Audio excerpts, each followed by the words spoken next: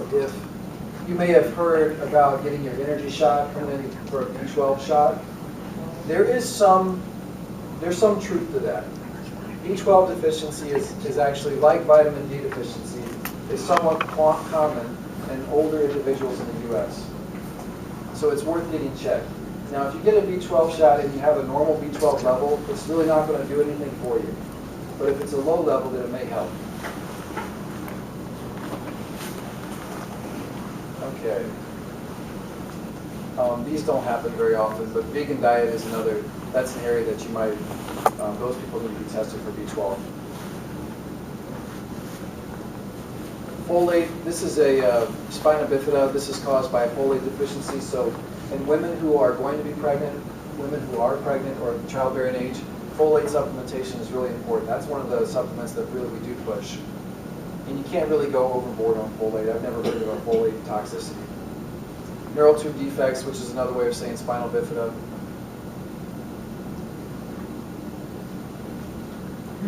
Megadoses, especially in the fat-soluble vitamins D, A, K, and E, are toxic. High-dose vitamin B, that's oftentimes you'll find those in energy drinks. They have B vitamins. That's never been shown to increase your energy.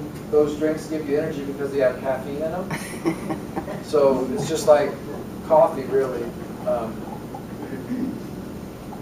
Calcium. Okay, did anybody read this study that calcium causes heart attacks? No. Oh, okay. Good. Huh. Okay.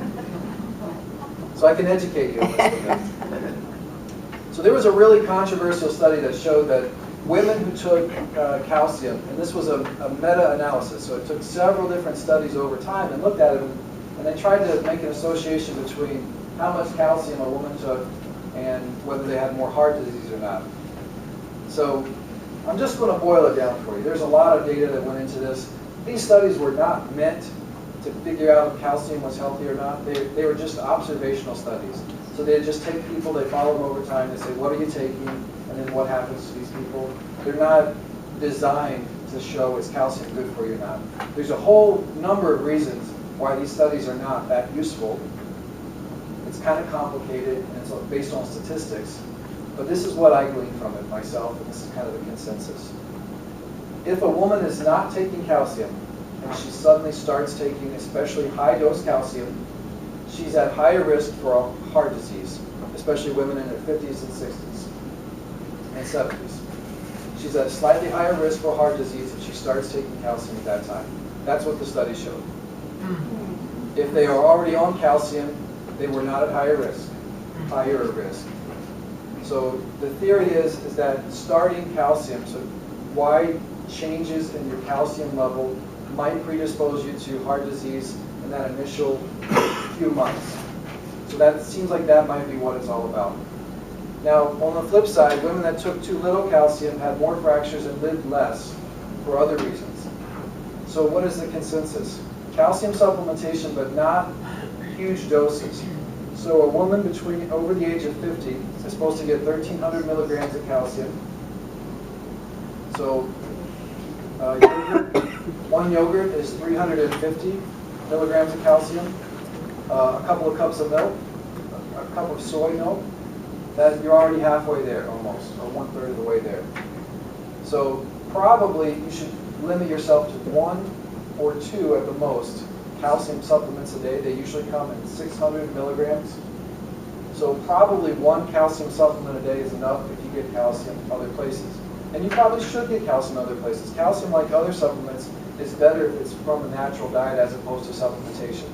But calcium as a supplement has been found to reduce fractures, reduce osteoporosis. So the best bet is to take 1 calcium a day, because you probably don't get enough calcium unless you really love milk and yogurt. That's the take home.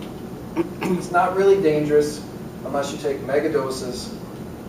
Those women that were in the study, they probably had 1,000 milligrams of calcium plus another 1,000 that they were taking, or 1,200 that they were taking. So these women were probably at 2,000 to 2,500 milligrams of calcium, almost double the recommended amount. So that's why that might be why they had more heart disease. That's one hypothesis. So it's still open for debate. I don't know if those studies really proved anything or not, but the take home is that you can overdo it with calcium, don't overdo it, but calcium supplementation I still believe is valid and is worthwhile. Osteoporosis, we talked about that, postmenopausal women, lactose intolerant vegetarians. Could you go back down there to your supplementation? You've got 2 entries under supplementation. Could you speak to those? Okay. Calcium citrate is just one type of caltrate you see in the commercials. It's just a different form of calcium. Calcium, the oyster shell calcium, that's oftentimes associated with some GI distress. So in other words, women have bloating, gas, or it can be men as well, or some stomach cramping. And for those women, we recommend calcium citrate. That's a different form of calcium, but it's the same stuff. I mean, it's the same calcium. It's just combined with a different other molecule, perhaps a little bit less GI disturbance. It's a little bit more expensive as well. If you can handle the regular calcium, then I would just take that. Lactate, well, this is just milk, calcium in milk. Thank you. Potassium. This is an electrolyte that your kidneys can get rid of. If you're on a water pill for blood pressure, then you get rid of more potassium, and you might need to have extra foods to increase potassium. We all know about bananas. A lot of the vegetables have some potassium in them as well. Anybody know what the DASH diet is? Okay, good. Has anybody ever actually followed the DASH diet? No. What is it? It's a diet that I think, when did it start? I think probably 1990 or 80s. And it was a heart diet meant to prevent heart disease. And it reduces sodium and a lot more vegetables and reduces the amount of meat intake. So it lowers blood pressure. It's actually quite effective at lowering blood pressure. It's a high fiber, high vegetable, low sodium, low fat diet. Well, this was actually nowadays that's actually what we're starting to move towards. You may have heard eat like a caveman. You ever heard that before? So that's the unprocessed, unrefined grains, decreasing the amount of meat. Almost not a vegetarian diet, but getting close to a vegetarian diet. And a lot of people advocate that as the healthiest diet. Lowers cholesterol, lowers blood pressure. If you can do it, I think it's great. Even a vegan diet, as long as you watch your supplementation, can be actually very healthy. For me, not for me, but for those who would choose, or if you have a major medical problem that you really want to lose weight and eat healthy, and you don't want to take medicines, or you want to do your best to see what you can do with diet change, it's a good diet. You said the caveman diet, is that the same as the paleo Yeah. diet? I thought that recommended more meat. No, it doesn't. It doesn't recommend more meat. The reason that there's confusion about that is that it suggests that protein is good, so you should get more protein, but the protein is not necessarily animal-based. So there are some proteins in certain kinds of things like lentils and beans, chickpeas, for instance. All of those are plant-based sources of protein. Right, I thought cavemen went out and sort of hunted and killed their prey, not hunted and killed their lentils.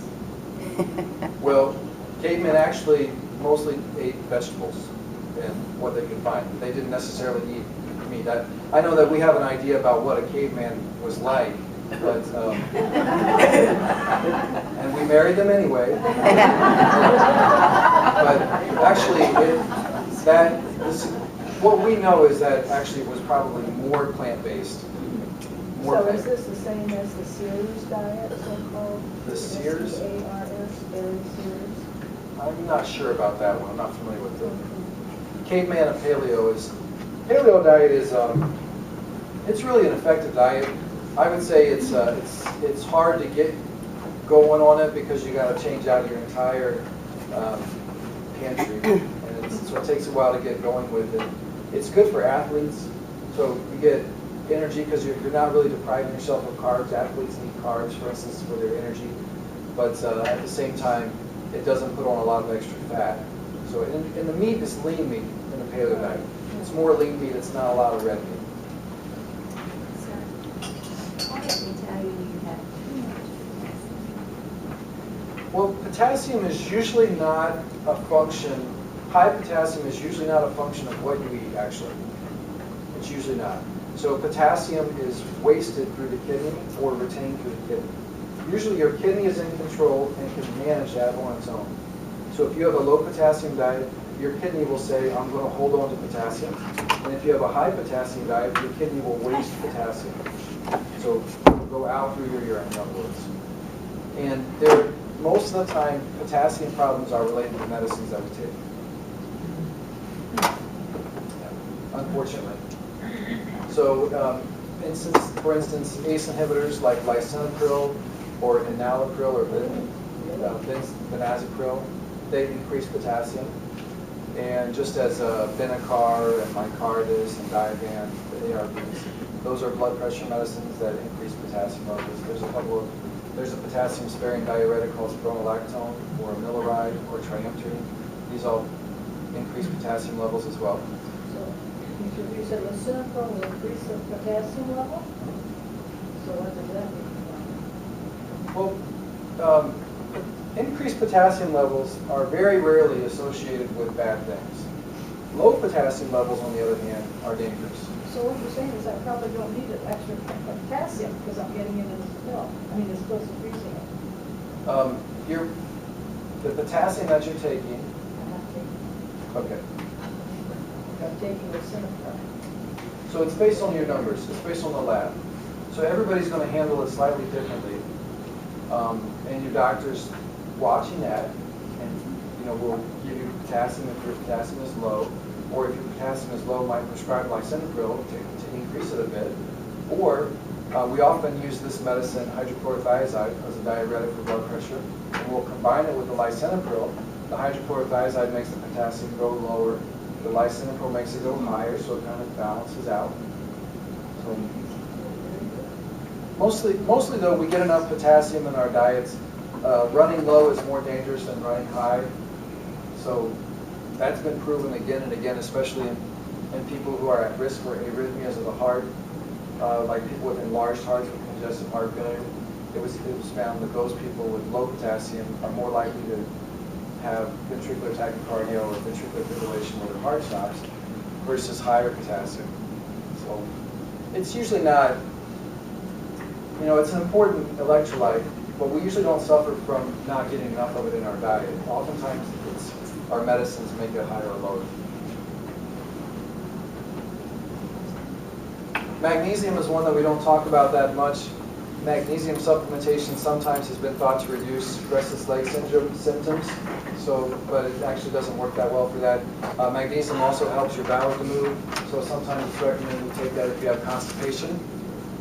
It's found in a lot of interesting places, some fish, nuts, leafy green vegetables. We usually get enough of it, but low magnesium is mostly found when you're sick. So usually we don't have to test for magnesium, only if you're on certain kinds of water pills or if you're sick. So people in the hospital get their magnesium checked. Iron, again, controversial. You shouldn't take iron unless you need it, unless you get checked and you need it. I do not recommend vitamin with iron. I know that back in the day that was the common wisdom, but especially after this last study came out, I'm really suggesting that people not do that. Now, if you have a low iron and a low blood count, that's a different story. Perhaps, though, you and your doctor need to figure out why you have a low blood count. Where's the iron going? Am I not getting enough in my diet? Or more likely, am I losing iron somewhere? You're bleeding through the colon is the one thing that I worry about the most. So iron can be found mostly in red meat, but also in a couple of other places, beans and lentils. These are trace elements. We need these in small amounts. I'm going to go through these really quickly. These are top 10 dietary supplements. This was a video, and the flash player on this computer doesn't work, so it's kind of unfortunate. But Oh, The there it goes. human body requires various vitamins and minerals in order to thrive. Most of these nutritional necessities can be found in whole, non-processed foods, such as fruits and vegetables. However, the modern diet of processed, overcooked, and fatty foods is lacking in essential nutrients. Therefore, many people take vitamin and mineral supplements. Unfortunately, these supplements may contain synthetic vitamins that are much less effective in the body. Synthetic supplements do not easily cross from the intestines into the bloodstream, but are instead eliminated from the body. And if they are able to be absorbed, synthetic vitamins and supplements may not be used efficiently by the body because of variations in their chemical structure from whole food vitamins.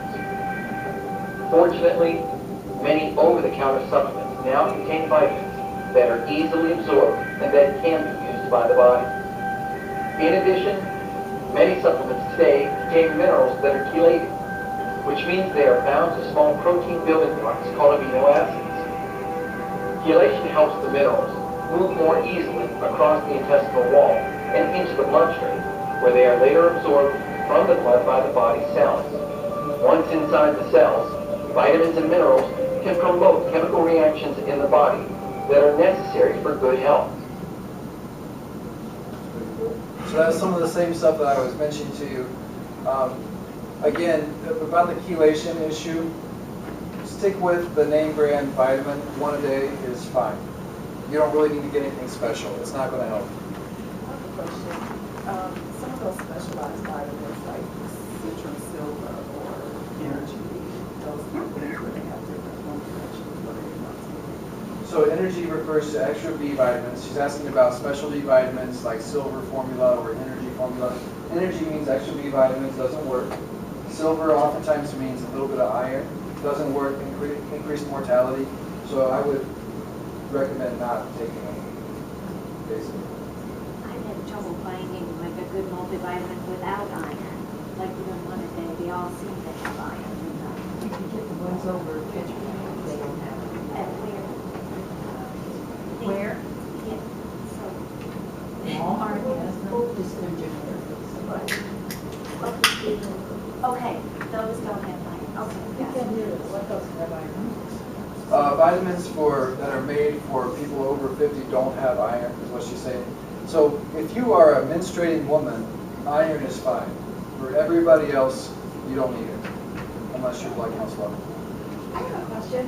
No one else has brought it up, so maybe I dreamed it. I thought there was a study just recently that said, I thought it was vitamin D, it increased the chances of cancer in prostate and breast. Anybody else did that? Or is it just... Yeah, I'm trying to. This is not. I remember hearing something about that. There's been a lot of studies on vitamin D in the past 5 years. Okay. For instance, there was one study that showed that nursing home patients that are just routinely given vitamin D tend to live longer. So that's one thing. There's been a lot of studies with osteoporosis and vitamin D. And I think that the over-supplementation problem is probably where the prostate cancer that's coming from. But I'm not sure about that study, so I really can't speak to it this morning. With a decreased vitamin D from lab work, would you suggest supplementation, or is that still bad? Decreased vitamin D, what do you do with it?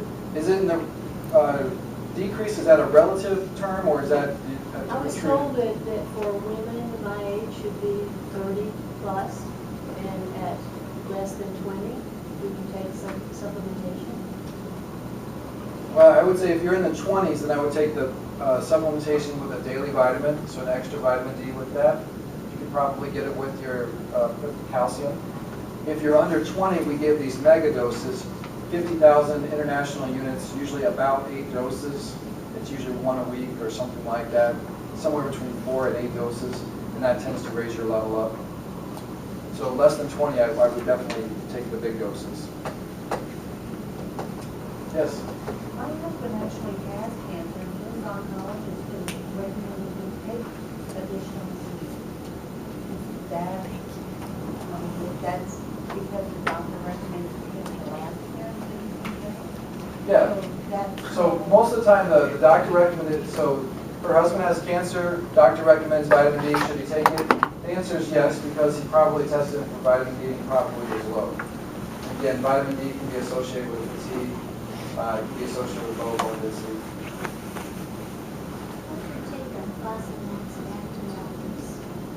Once a month.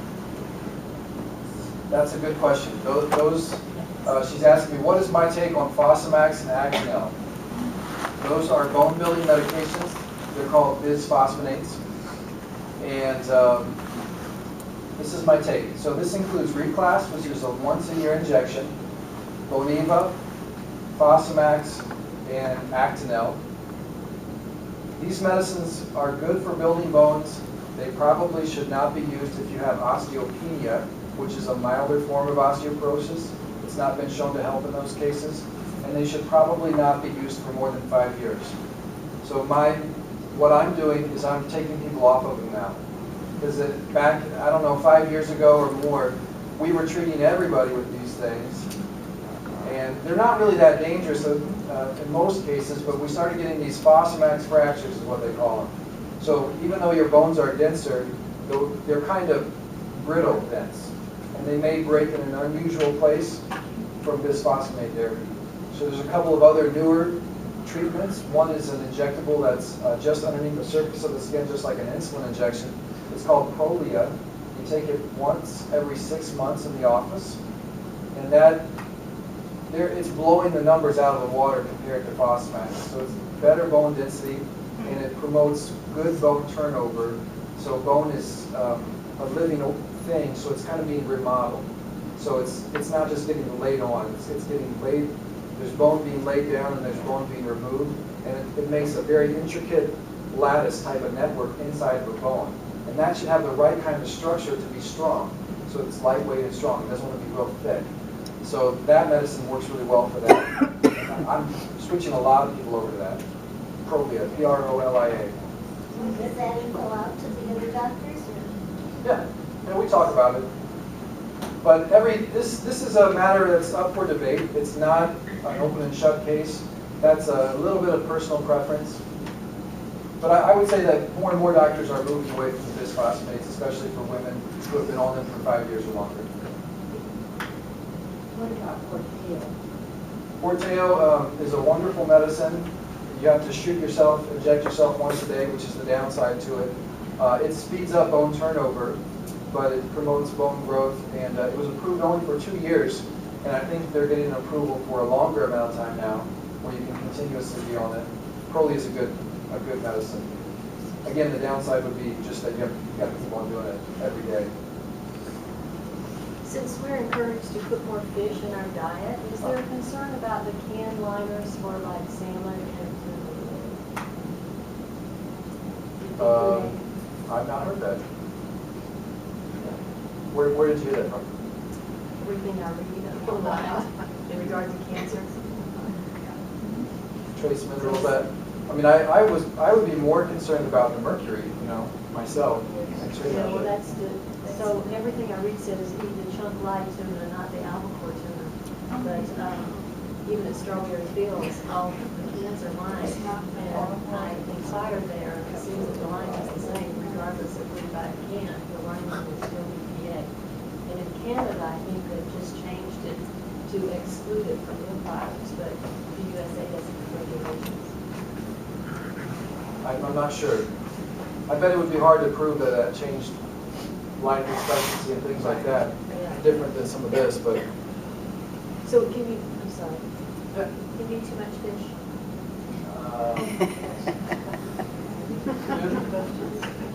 It's a trick question, but probably not, actually, in my opinion. I mean, what they're recommending now is 2 servings a week for healthy people.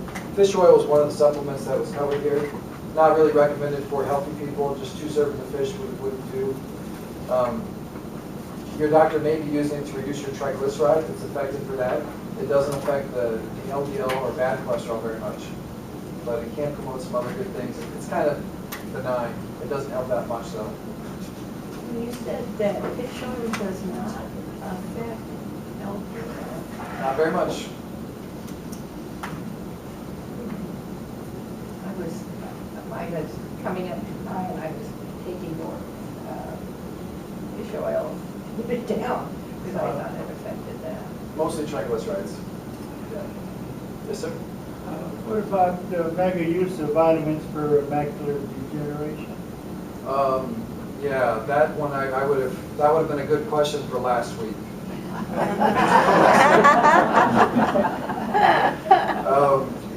So, yes, there's a role for vitamin use. There's special vitamins that they use for macular degeneration.